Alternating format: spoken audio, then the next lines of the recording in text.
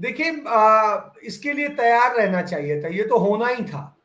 यदि सत्ता में नहीं आते तो कोई मुकदमा नहीं होता, और ये जितने आईएएस अफसर हैं ये चरण वंदन कर रहे होते।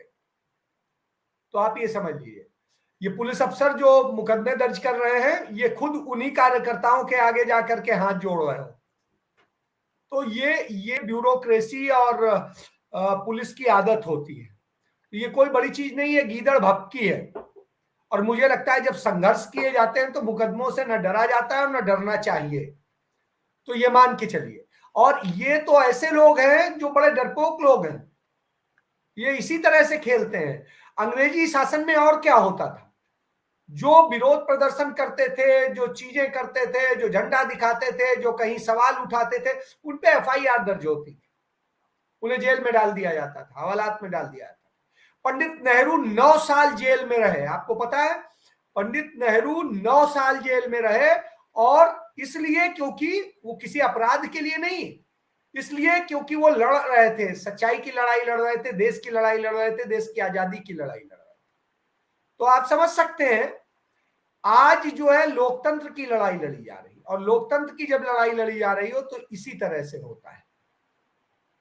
तो आज लोकतंत्र की आजादी की लड़ाई लड़ी जा रही, और इस लड़ाई में ये चीजें संभव है, और इनके लिए आपको तैयार रहना होगा, सबसे बड़ी चीज है। तो मैं समझता हूं कि जिस तरह से सरकार प्रयास कर रही है, इस तरह की हरकतें कर रही, ये उल्टा उसके खिलाफ जाएगा, और वो दिखाएगा ये वही सरकार है जिसने अपने खिलाफ दर्ज जघन्य मामले थे वो भी वापस ले लिए थे। योगी आदित्यनाथ समेत तमाम सारे नेताओं के खिलाफ मुकदमे थे, और पहली बार देखा गया था कि मुख्यमंत्री अपने मुकदमे वापस ले रहा। तो आप समझ सकते हैं इसके पहले मुलायम सिंह भी रहे, मायावती भी रही, दूसरे सब लोग रहे, कभी किसी ने अपने मुकदमे वापस नहीं। लेकिन भारतीय जनता पार्टी सरकार में यह होता है कि अपने नेताओं के मुकदमे वापस ले लो। तो ये दिखाता है कि ये किस तरह के लोग हैं, और इनकी हैसियत यही है। तो सर, उस वक्त में यह स्थिति क्यों पैदा हुई? क्योंकि उन डीएम ने, जिनसे इंसाफ की उम्मीद की जाती है, जिन्हें एक ब्यूरोक्रेसी में एक सुप्रीम उसका माना जाता है, वो पक्षपात के साथ खड़े थे, वो किसी का साथ देने के लिए खड़े थे, इसलिए यह स्थिति थी। यह अविश्वास क्यों पैदा हुआ, उन्हें इसकी आत्मसमीक्षा, आत्मावलोकन करना चाहिए। उस सेवा के जो एसोसिएशन है उसे इसके लिए पूरी एक मीटिंग बुलानी चाहिए और समीक्षा करनी चाहिए, आखिर अफसरों के साथ ये क्यों स्थिति पैदा हुई, और उन्हें देखना चाहिए।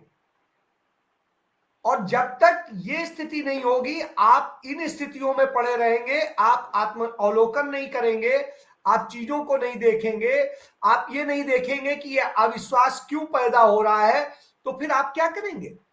आप तो लोक सेवक हैं, संविधान आपको कोई गवर्नमेंट सर्वेंट नहीं कहता है, संविधान आपको लोक सेवक कहता है। और लोक सेवक का क्या मतलब होता है कि आप जनता के सेवक हैं, और जब सेवक हैं तो आप सेवा कीजिए, आप उनकी सुरक्षा कीजिए, उनकी अपेक्षाओं पर उतरिए।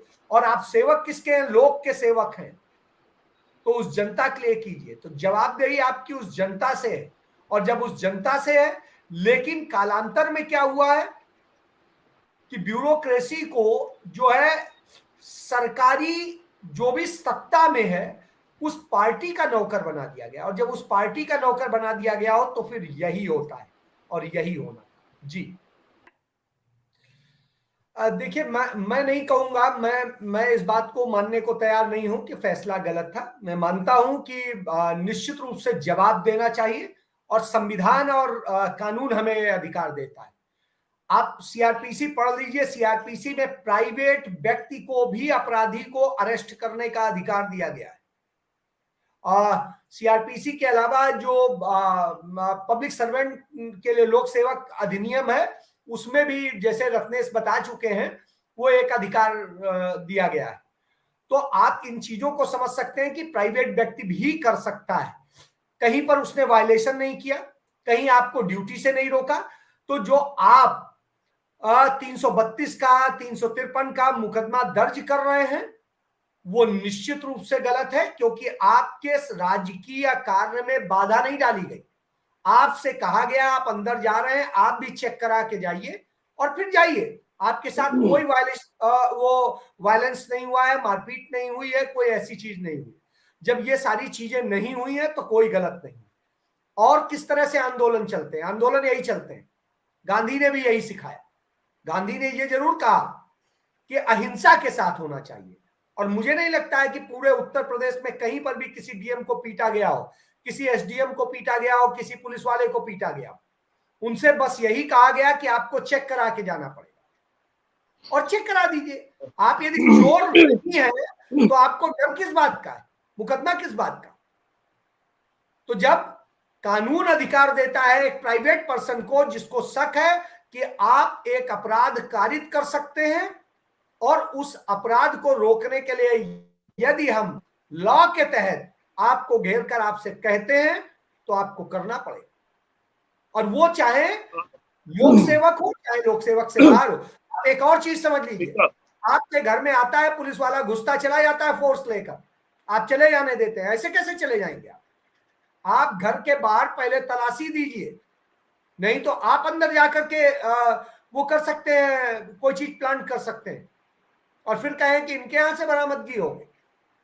लेकिन क्या होता है कि तब आपके पास में, आप घर के अंदर होते हैं, आप 2 आदमी होते, 4 आदमी होते हैं, आप उन 20 आदमियों से लड़ने की हैसियत में नहीं होते।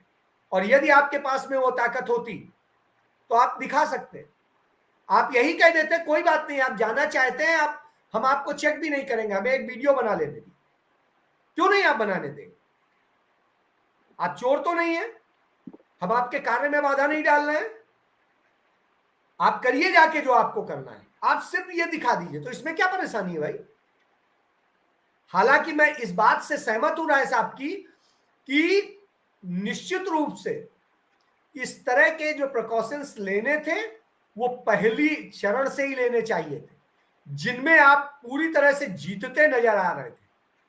आज मेरे पास सहारनपुर से कोई एक मित्र आए थे मिलने, और वो भारतीय जनता पार्टी से का समर्थन करते हैं, और उन्होंने मुझे बताया कि भाई साहब, हम सब के लिए भी आश्चर्य की बात है कि कैसे भाजपा वहां जीत गई। तो आप इस बात से समझ सकते हैं कि ये क्यों जीत गई, कैसे जीत गई, क्योंकि आपने 6 चरण तक तो कोई ध्यान ही नहीं दिया।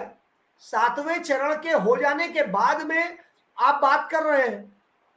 तो इस स्थिति में तो जो जिसको जो करना था, जो चीजें थी, जैसा कि मैंने आपको पहले भी दिखाया था, मैं आपको दिखा दूं कि 7 तारीख को मेरे पास में किसी ने एक भेज दिया था कि कितनी सीटें आएंगी, ये भारतीय जनता पार्टी के अपने लेटर हेड पे था।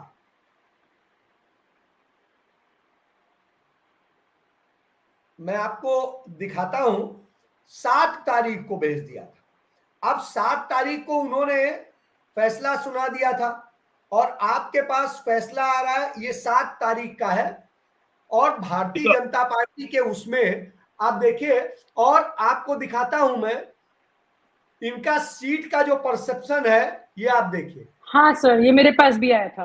तो आप सोचिए, 255 उन्होंने बताया और 255 ही आए, एक भी सीट इधर। राय सर, राय सर कुछ कह रहे हैं। अजय जी, आप तो 255 की बात कर रहे हैं। मेरे यहाँ एक AK सिंह जी है, जिसके यहाँ RSS के टॉप पोस्ट लोग जाते हैं। उन्होंने आप उनको जानते हैं, उन्होंने मुझे 3 महीने पहले मुझे 270 सीट आने की बात कह दी थी। आप 7 तारीख की बात करें, उन्होंने मुझे 3 महीने पहले कहा था, और अगर मैंने मैसेज नहीं उठाया होगा तो उनका रिकॉर्ड। राय साहब, मैं कह रहा हूं 270 तो वो है, इनके अपने हेड पे लिखा हुआ है 255, और भारतीय जनता पार्टी की एग्जैक्ट 255 ही आई। और आप हमसे जुड़े रहने के लिए सब्सक्राइब करें YouTube पर, फॉलो करें Twitter पर, और लाइक करें Facebook पर। और ज्यादा जानकारी के लिए आपको टाइप करना होगा सिर्फ न्यूज़ नशा।